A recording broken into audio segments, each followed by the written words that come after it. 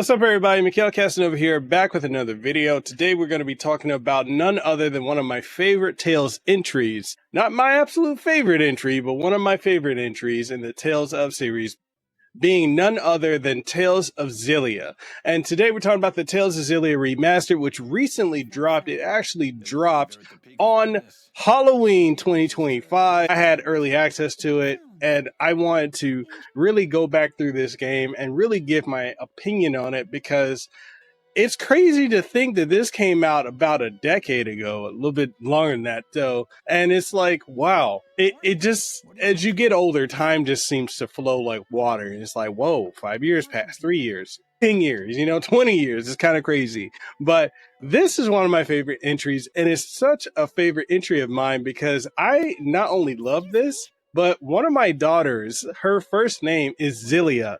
The second half of her name is Estelise. So if you're a Tales of Vesperia fan, you already know what that second part of her name comes from. But nonetheless, we're going to talk about this remaster, if you should pick it up, what platform you should pick it up on, and so much more. Thank you to Bandai-Namco for sending this over for review. So let's go ahead and talk about my thoughts and impressions, and which is essentially a review and the gist of it, of Tales of Xillia Remastered. Let's go ahead and get into it. Now, if you've been watching me, you know for a while that I do love good refreshes when it comes to remakes for games if they are done right.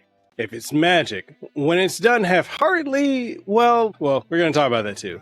I've been playing this version from top to bottom, and I've got my thoughts ready, so let's go ahead and roll with it. First up, the narrative and the cast. You're dropped into the world of rieze maxia, where humans and spirits are living kind of symbiotically. But yes, trouble's brewing. Empire, rebellion, spirits losing control, yada yada yada, the typical JRPG tropes, so you know where we're going with this. The protagonists are none other than Jude, who's a good-hearted medical student, and Milla, Maxwell, who is the Lords of Spirits in training. Their paths collide, and then you pick your protagonist up front. Now, here's the thing. I love the cast, the skits, yes, those funny little side chats, they land well. The dynamics between characters are full of personality and humor, and you knew there'd be, but at the same time, the dual protagonist setup, it honestly feels a little arbitrary. Now, the changes between choosing between Jude or Milla aren't as meaningful as you might have hoped. Here's the thing that's interesting about it, and a lot of people I know who played this picked Milla as their first playthrough and then realized that a lot of things just didn't make sense, which is why you technically should play Jude first, because the story in both campaigns really centers around Jude.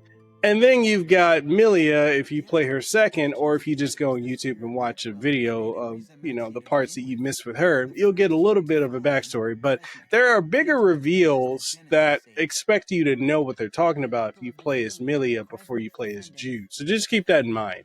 It's really, honestly, in my opinion, if you go through this game and you just pick Jude and you play as him first up and you then decide to either play as Milla secondly, I think that's a better route. Or if you just play as Jude in general, I think that works better too.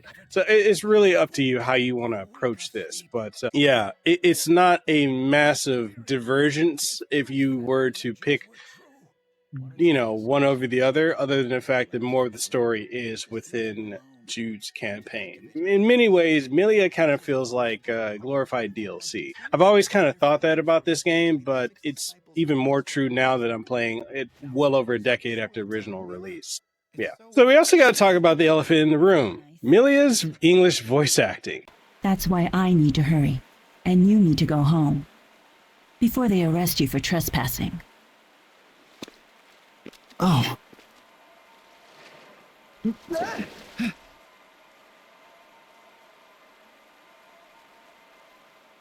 Sometimes it's a hit. Other moments, it just feels stiff. That's weird because in my book, the rest of the dub fares really, really well. And you'll also notice that there is a bit of a lisp or I'm not sure if this was either done intentionally or if this is just poor recording equipment compared to the rest of the voice cast. I know people have been talking about this for like the last decade or so that this game has been out. It's absolutely wild. But it's one of those things where I'm just like, yeah, it's It's there. It's pretty annoying. You get used to it. But yeah, if you're wondering, why is there a list? Yeah, it's there. It's very, people have been talking about that for a decade. So yeah. All right, bottom line with the story is it hits the beats you want with this kind of game. The characters are strong, fun, and memorable, but the protagonist's choosing mechanic, it just doesn't bring enough change to make that decision actually feel like monumental. Now, when it comes to the gameplay, honestly, this is where things are just pure bliss. Xillia's take on the signature real-time combat is absolutely phenomenal, and it ties it together with a dual raid linear motion battle system. Yes, that's a mouthful. What this means: you link two party members together, unlock linked arts, which are super moves, swap characters mid-battle, and go into over-limit mode. It gets satisfying. And if you're a combo-centric gamer, you're going to love how this system builds up. The art of mixing basic attacks, art support, switching characters, and more, it just rewards time and thought put into how you're going to approach each combat section. Now, there's also the growth mechanics, which also have depth. Your stats and moves get unlocked via a grid style system. Yes, mini sphere grid throwback, which is very similar. If you've ever played Final Fantasy X, then it's essentially that. Sure, there are parts where the side quests do feel generic and the map traversal isn't exactly mind-blowing, but for what this game sets out to do, I think it definitely nails the feel of an action RPG with its flair. Now, we do have to talk about the quality of life updates and some of the remaster inclusions that are in this.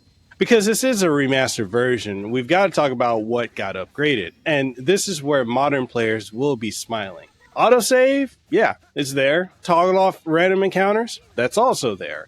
Fast movement, dash? Yes, thank God that's been added. Because running around that map at the speed that Jude or Milla runs, or whoever you make as your party leader, has been painful. But the fact that you can speed that up tremendously makes it less of a slog, in my opinion. And then there's also the map markers. Yes, that's there now. So that makes trying to find where you need to go that much easier. And you bet there's also the DLC too, which a lot of that was previously you had to pay for is there. Well, yes, most of it's there. Now, these are the standard things you would want to be included in a remake or a remaster. These quality of life things. They're little things, but they have monumental improvements. So all of these things are very important, but for anyone who's picking this up in 2025 instead of when this originally came out in 2011, these updates make a monumental difference.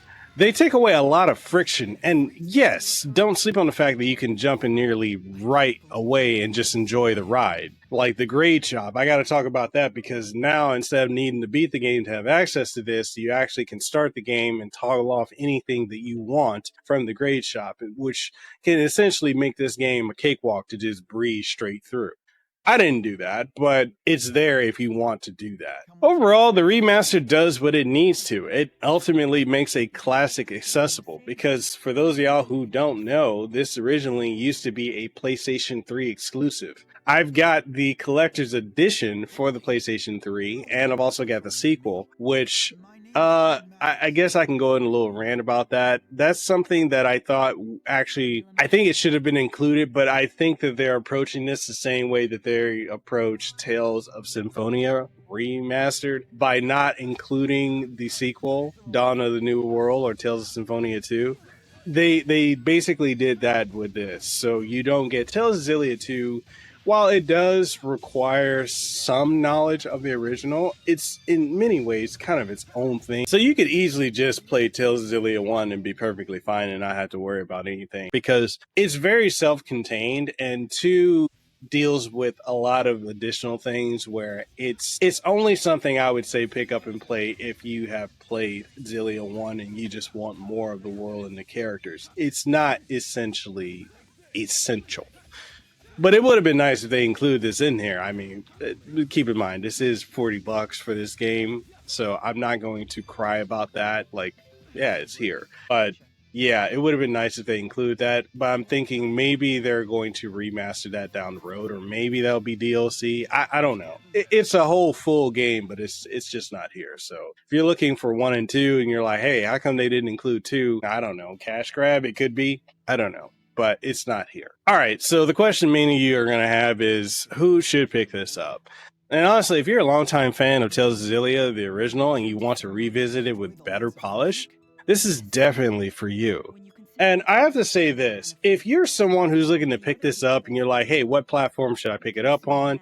The game runs great on everything, with the exception being the Switch and the Switch 2. There is no native Switch 2 version of this game, so you're stuck with the Switch version, which is completely capped at 30 frames per second. And that's not to say that 30 frames per second makes the game unplayable. It just makes it rough, because when you think about the PlayStation original, that ran at 30 frames per second in cutscenes in the overworld, but 60 frames per second in combat. Although it was notorious for having frame drops here and there where it just ran roughly. So I would expect with the Nintendo Switch and the Switch 2 to be able to run a game that came out in 2011 at 60 frames per second. But this is kind of another situation where it's like the same thing that we ran into with Tales of Grace's F Remastered, where that game also on the Switch did not run at 60 frames per second. It was locked at 30, which is weird because that also was originally a Wii title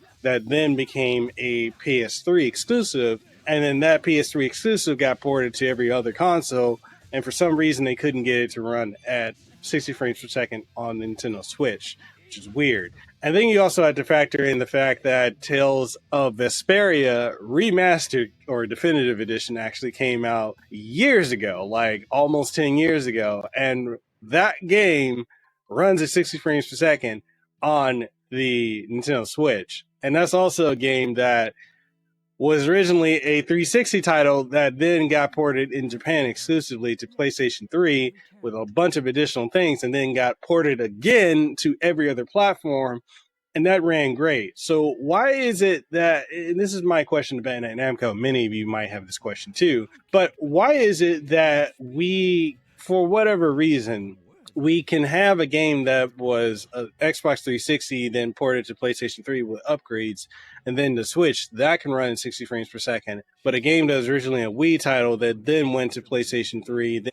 was ported over to Switch, and not run at 60 frames per second. And a game that was from 2011, being Tales of Xillia, the original, can't run at 60 frames per second on the Switch. It is things like that that make me question it. Like I said, it's not unplayable on Switch. It's just the worst version to play, if unless you just don't mind that. But yeah, loading times also, which is what makes it horrendous. If you guys remember Tales of Symphonia Remastered, when that came out, had absolutely atrocious loading times. I'm like, I don't understand why it was as horrible as it was. But that game had, it got fixed in some future updates. It's not better, like by a large margin. It's still really bad. But yeah, the worst way to play this would be on the Switch. Now, if you play it on Xbox or PlayStation, you get the 60 frames per second and the 4K upgrade, plus all the other benefits, and it doesn't run, you don't have long loading times, it's almost instantaneous. You play it on PC, which is where I prefer to play this game. You can get up to 120 frames per second, 4K visuals, and everything just cranked all the way up. Although when you crank everything up, you're also seeing that, yeah, this is a 2011 game, because a lot of it wasn't completely, assets weren't fully upgraded. So just keep that in mind. Best place to play it, I would say, if you want the best experience, is PC, and console following that. Switch is the worst. 720p, 30 frames per second, handheld, 1080p, 30 frames per second dock. However, long load times, asset issues, and a lot of other things. It's just not the optimal way to play this game. If you have a handheld gaming PC like a Steam Deck, or if you've got something else like an RG Ally or an Xbox Ally X or something like that, it runs perfectly fine on there. So you could crank it up and just run it all the way. But yeah, I just had to put that in there. So with that being said, if you're new to the series and you want a solid JRPG with action combat and a classic feel, you'll find a lot to love here. If you're super into side content, sprawling world maps, and ultra deep complexity, maybe temper your expectations. But my final verdict is Tales of Xillia Remastered earns a strong recommendation, so long as you're not playing it on the Switch. The story and characters are charming, the combat is rewarding, and the quality of life touches bring this 2011 game into the 2020s beautifully. Yes, the dual protagonist mechanic isn't perfect by any stretch of the means, and yes, some balance could be tighter, but those don't overshadow the heart of the experience. So if you've got about 40 to 50 hours or so, and you're ready to sink into a modern night's classic, yeah, definitely hit it up. For 2025, this is a very, very good JRPG. And that's it. That's the review, guys, for Tales of Xillia Remastered. Again, thank you to Bandai-Namco for providing a review copy of the game. And if you want to pick it up, I will have links down in the description down below. What do you guys think? Is this one of your favorites? Is this something you're looking forward to playing? Are you currently playing it? Or are you someone who is wondering, like, why could they not have just given us Tales of Xillia 2 as well within this package? Whatever your thoughts are, let's get the conversation going in the comment section down below. And with that being said, I'm Mikhail Casanova signing out. If you liked the video, like it. Sub to the channel if you haven't already. Hit the hype button because that greatly helps out the channel. And I'll see you guys on the next one.